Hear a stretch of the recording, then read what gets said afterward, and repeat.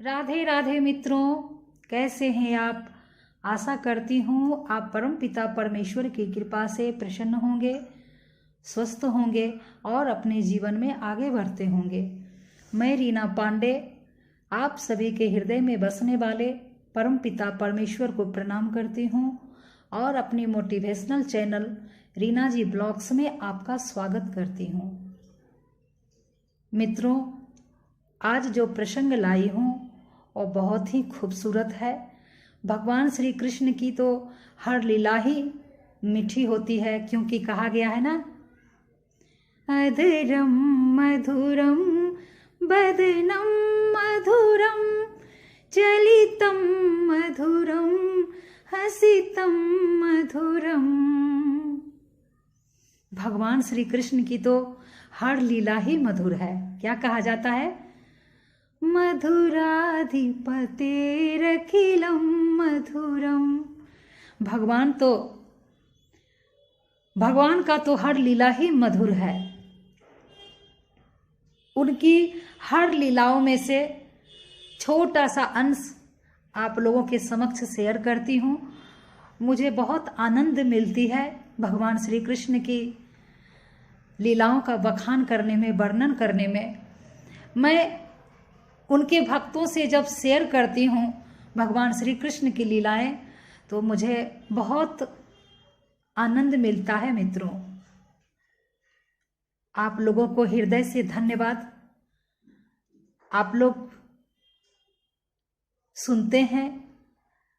जो भगवान श्री कृष्ण का भक्त है वो भगवान की लीला कहाँ मिले, भगवान की कथा कहाँ मिले, भगवान की लीलाओं का बखान सभी के मुख से अलग अलग रूप में सुनना पसंद करते हैं। मित्रों, मेरी वीडियो सब्सक्राइब कर लीजिए, बेल आइकन को प्रेस कर दीजिए ताकि मेरी नोटिफिकेशन वीडियो का आपके पास सबसे पहले पहुंचे, और सब्सक्राइब कर आप मेरे मनोबल को बढ़ाएं ताकि मैं इसी प्रकार से भगवान श्री कृष्ण की लीलाओं में से छोटी छोटी लीलाएं, मीठी मीठी लीलाएं आप लोगों के साथ शेयर करूं। मित्रों, आज जो प्रसंग लाई हूं वो ये लाई हूं कि मानसी गंगा कैसे प्रकट हुई। मानसी गंगा वृंदावन में है। मानसी गंगा भगवान श्री कृष्ण की बंसी से प्रकट हुई हैं। कितने जनों का कहना है कि भगवान श्री कृष्ण के मन से पैदा हुए हैं मानसी गंगा, लेकिन बंधुओं, भगवान श्री कृष्ण, दोनों बात सही है। भगवान श्री कृष्ण के मन से भी और भगवान श्री कृष्ण के बंसी से भी प्रकट हुई हैं। ये मैं आपको बताऊंगी, दोनों बताऊंगी। एक बार की बात है मित्रों, माता यशोदा भगवान श्री कृष्ण से कह रही हैं कि लाला, मैं सुनी हूं कि संतों से सुनी हूं, सभी के मुख से सुनती हूं कि तुम भगवान हो। तुम कोई देवता भी नहीं हो, तुम कोई ऋषि नहीं हो, लेकिन ऋषियों के मुख से सुनी हूं कि तुम भगवान हो लाला। और तुम जैसा जैसा काम किया है, जैसा जैसा कार्य किया है, वैसा तो कोई देवता भी नहीं कर सकता है, वो तो भगवान ही कर सकते हैं। तो लाला, मेरी एक इच्छा पूर्ण कर दो।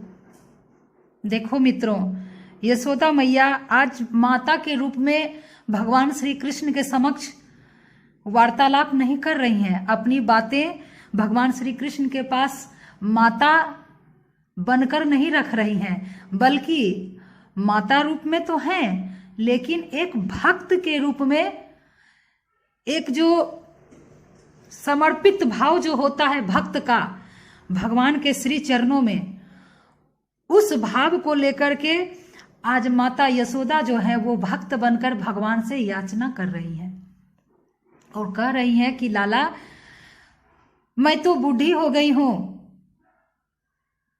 मेरे पास अब शक्ति नहीं है कि मैं सभी तीर्थों में जाकर स्नान करूं।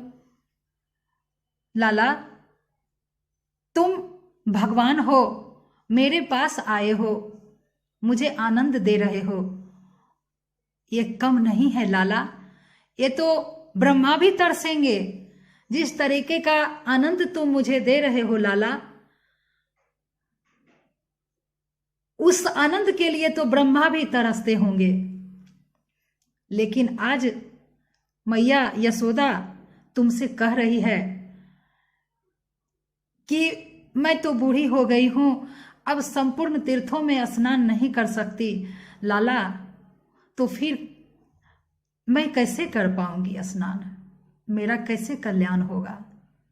मित्रों, यहां यशोदा मैया का भाव सिर्फ अपना कल्याण करने का नहीं है, क्योंकि इतना आप अच्छी तरह से जानते हैं कि जिनके घर में स्वयं भगवान लीला कर रहे हैं, लीला धाम अपनी एक एक मीठा मीठा लीला सबको दिखा रहे हैं, कर रहे हैं, जिसके आंगन में खेल रहे हैं स्वयं नारायण, उसे संपूर्ण तीर्थों में स्नान करने का क्या मतलब बनता है। हम लोग तो संपूर्ण तीर्थों में इसीलिए स्नान करते हैं, संपूर्ण तीर्थों का भ्रमण इसलिए करते हैं, भगवान का दर्शन इसलिए करने जाते हैं कि हमें भगवान प्राप्त हो जाए। क्या ऐसा उपाय करें कि जिससे मुझे भगवान मिल जाए, मुझसे भगवान प्रसन्न हो जाए। और मित्रों, जिनके घर में स्वयं भगवान श्री कृष्ण जिनका लाला बनकर, जिनका पुत्र बनकर आनंद दे रहे हैं, उन्हें तीर्थों में स्नान करने की क्या जरूरत है? कोई जरूरत नहीं, क्योंकि ये सब तो वो इतना कर चुकी है यशोदा मैया प्रारब्ध में और नंद बाबा कि उन्हें ये सब करने की कोई अब जरूरत ही नहीं थी। फिर भी मैया संपूर्ण जगत का कल्याण के लिए ये भाव अपने लाला के पास रखें कि जो मेरे तरह ही असहाय है, तो सबके घर में तो भगवान प्रकट नहीं होते हैं, तो वो कैसे संपूर्ण तीर्थों में स्नान कर पाएगा, कैसे दर्शन कर पाएगा जब मेरे अवस्था में आ जाएगा। तो उन सभी के लिए माता यशोदा, उन सभी जन के कल्याण के लिए माता यशोदा जो है ऐसा भाव भगवान श्री कृष्ण के पास रखी। भगवान श्री कृष्ण बोले, मैया इतनी सी बात, बस इतनी सी बात है कि तुम तीर्थों में स्नान नहीं कर पाएगी। मैया अभी मैं सारे तीर्थ को यहीं बुला लेता हूं, तू चिंता क्यों करती है? अभी सारे तीर्थ यहीं पे हाजिर हो जाएंगे और तुम स्नान कर लेना मैया। बोले लाला, अच्छा ऐसा होगा क्या? बोले मैया अभी बुला लेता हूं सारे तीर्थों को। मित्रों, भगवान अपने मन से सारे तीर्थों को आह्वान किए और अपने बंसी को श्री राधा रानी का ध्यान कर, अपने बंसी को वृंदावन का श्री भूमि, वहां पे भगवान अपना बंसी को स्पर्श किए। तत्क्षण ही वहां पर जल का फव्वारा अपने आप बहने लगा और देखते ही देखते वो विशाल हो गया। जो मानसी गंगा में स्नान किए हैं वो जानते हैं कितना गहराई है, कितने बड़े हैं।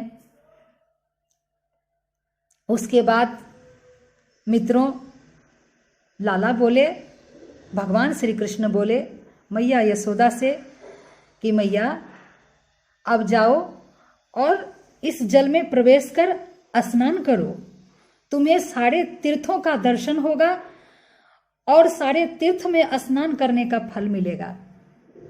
मैया जाओ बाबा, जाइए।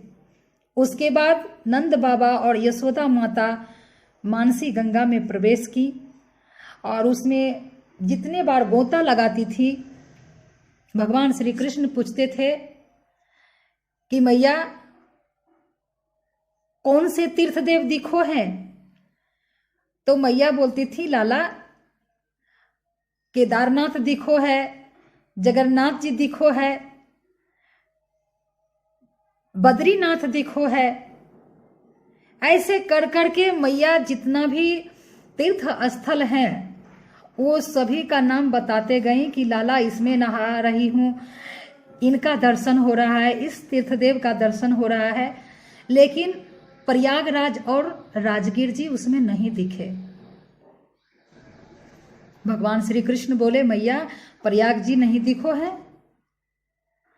बोले नहीं लाला। राजगीर जी तो नहीं। बोले ठीक है मैया, तुम अब बाहर आ जाओ।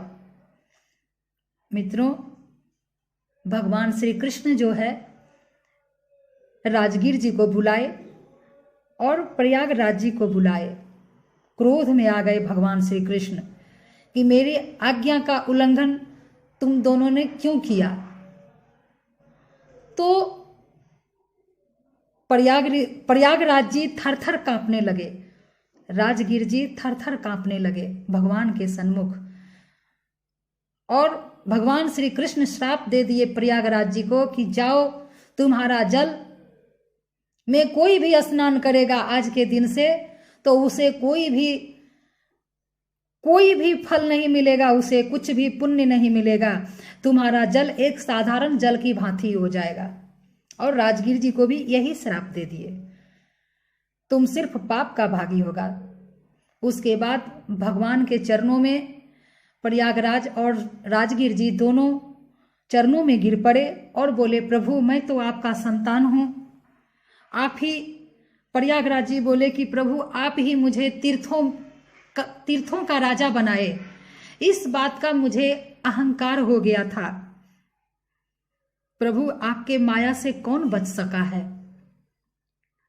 मैं भी माया के अधीन हूं, मुझ में भी अहंकार आ गया, मुझे क्षमा कीजिए।